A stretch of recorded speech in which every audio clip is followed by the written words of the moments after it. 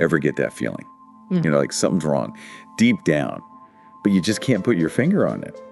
Yeah. That's how I felt about public corruption, honestly, before we really started digging into this. Right. But we're going deep on this one. Straight to the source. Public Corruption in the United States. Yeah. By Jeff Cortez. By Jeff Cortez, yep. An ex-FBI agent, by the way. Exactly. Spent years on the front lines of this whole problem. Yeah. And what I find so fascinating about Cortez's book is that he goes beyond just defining what corruption is, right? Right. He really gets into the mechanics of it, the psychology behind it. Oh, absolutely. This isn't just some dry legal analysis, No. It's like a peek behind the curtain, a look inside the minds of the people who actually operate in those shadows. Totally. And he doesn't let anyone off the hook. You've got your politicians, obviously, but corporations, regular people like you and me, Oh, yeah. even entire systems that just allow corruption to thrive. It's crazy. Systems. It really is. It's like Cortez is handing us, the readers, these X-ray glasses that we can use to see the hidden structures behind all those headlines we see. Yeah. But before we get into the how of it all, let's take a step back and define what it even is in the first place.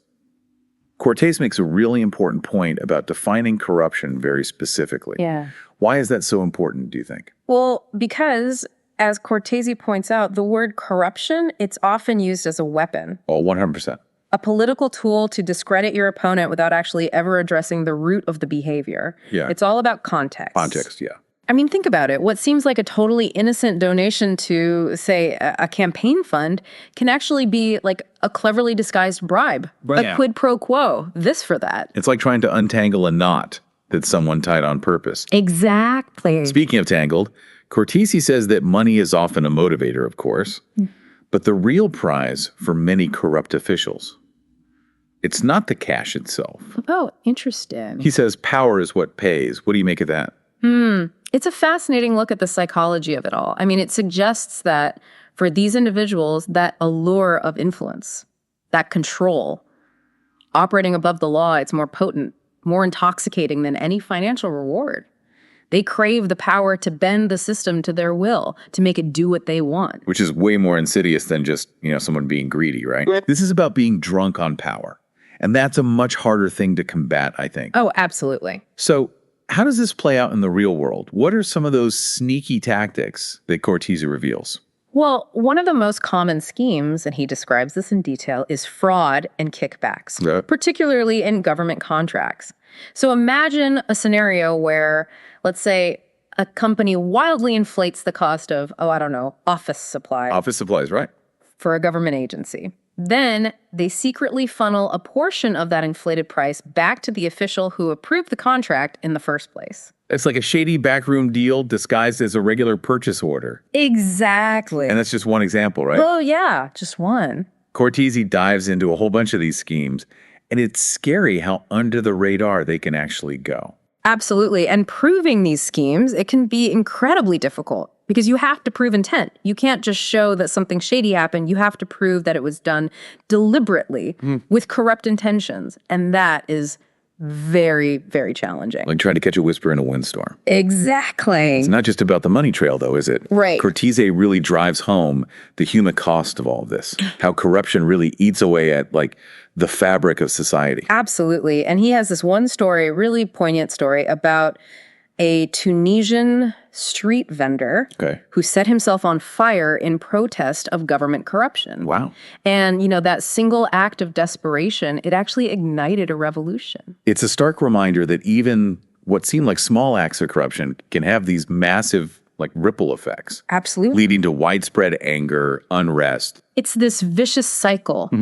Corruption erodes trust, creates instability, which then just leads to more opportunities for corruption to take hold. Yeah, it's a really depressing thought. It is. So let's shift gears just a little bit here. Talk about how this plays out closer to home. In our own backyards, so to speak.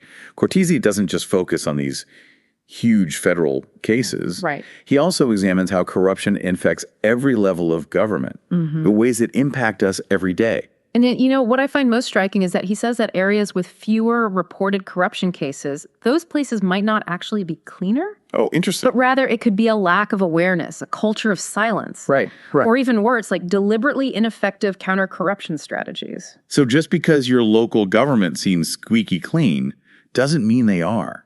It might mean that they're just really good at hiding the dirt. Exactly. To illustrate how this all plays out in different contexts, let's look at some specific examples from Cortez's book. Okay.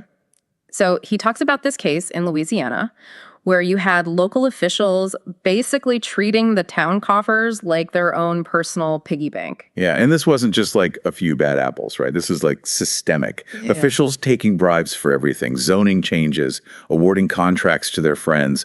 Basically, if you wanted something done, you had to grease the right palms. Absolutely. And the consequences were disastrous. I mean, businesses wouldn't invest. People lost faith in the people that they had elected to represent them. It really tore that community apart. It's a good reminder that corruption, it's not a victimless crime. It has very real consequences that impact all of us. Exactly. Speaking of tangible consequences, Cortez's chapter on police corruption was really chilling. When the people who are supposed to uphold the law become corrupt themselves, it's like this huge breach of trust. Absolutely. And Cortez talks about how this can range from something seemingly small like fixing a traffic ticket to much more serious offenses like protecting criminal organizations, even planting evidence. And it creates this climate of fear. Oh, 100%, yeah. Where people, they're afraid to go to the police to report crimes because they don't know who they can trust. Of course, of course. And then you have the whole issue of border corruption, which Cortez argues is about way more than just illegal immigration or drug trafficking. Right. He says it's a serious national security threat. He paints this picture, this unsettling picture of just how porous our borders are, especially when it comes to things like human trafficking, smuggling. And he gives this hypothetical example, it's actually pretty frightening, where, let's say, a border official waves through a vehicle, thinks it's just carrying drugs. Okay. But it's actually carrying a weapon of mass destruction. See, that's what I'm saying. That one seemingly small act can have these massive consequences. Absolutely. And what's scarier is that he argues that a lack of corruption cases in a specific area doesn't mean that it's clean, but rather that the counter-corruption strategies in place are just ineffective. They're not even looking for the problem. Right. So you don't even know it's a problem until it's too late. That's the scary part. Another area where corruption's always in the news is disaster relief. Every time there's a hurricane, earthquake, we hear these stories about funds being misused or stolen. Why is that such a problem? Well, Cortese says that corruption thrives on chaos. Makes sense. You have this influx of money, resources, and at the same time, oversight is weak. You have all these desperate people. It's like a breeding ground for fraud, kickbacks, shady dealings. And he uses Hurricane Katrina as a case study, right? Exactly. Contractors inflating prices, officials giving contracts to their friends, relief funds that were meant for victims ending up in the pockets of corrupt individuals. Profiting off of people's suffering. It's unconscionable. So, is there any hope here? What can we do as individuals to fight back against all of this? Cortese seems cautiously optimistic. He says that while corruption is a problem, it's not insurmountable. He believes that each and every one of us has a role to play in demanding transparency, accountability from our elected officials. So it's not just about complaining. No. It's about taking action. Right, exactly. So what can we do? What are some practical things? First and foremost, educate yourself. Learn about how corruption works, what some of the red flags are, how to effectively report suspicious activity. And if those in charge just don't listen, we can support organizations that are fighting back, right? Right. Like Transparency International. Exactly. They're the ones who published that Corruption Perceptions Index. Yeah, it's like a global corruption scoreboard. Exactly. They really shine a light on all of this. They advocate for these stronger anti-corruption measures. Yeah. Empower citizens to hold their leaders accountable. Cortese argues that we need to shift from a culture of apathy to a culture of consequence. It's easier said than done. Yeah. But I get it. Sunshine is the best disinfectant, as they say. I guess what I'm taking away from all of this is that it's not just about catching the bad guys after the fact. Right. We need to build systems that make this so much harder to do in the first place. I think that's the key. Cortese says that true justice, it's more than just punishment. Okay. It's about restoring balance. Right. So when that public trust is violated, How do we even begin to measure that? Yeah. How do you measure that damage? Because it's like this ripple effect. Totally. Lost opportunities, the erosion of faith in our institutions. Those things have a cost too. They do. And Cortese leaves us with a really thought-provoking question. How do we ensure that the debt of corruption, so to speak, is truly and equitably distributed? It's easy to point the finger at individuals. Yeah. But what about the systems that enabled them? Right. That's the question, isn't it? And a question I don't have an answer to. This deep dive has definitely given me a lot to think about. We've gone from understanding how corruption works to recognizing its impact on all of our lives, even exploring ways to fight back against it. And remember, this is an ongoing conversation. Always, yeah. Cortese emphasizes that corruption is always evolving.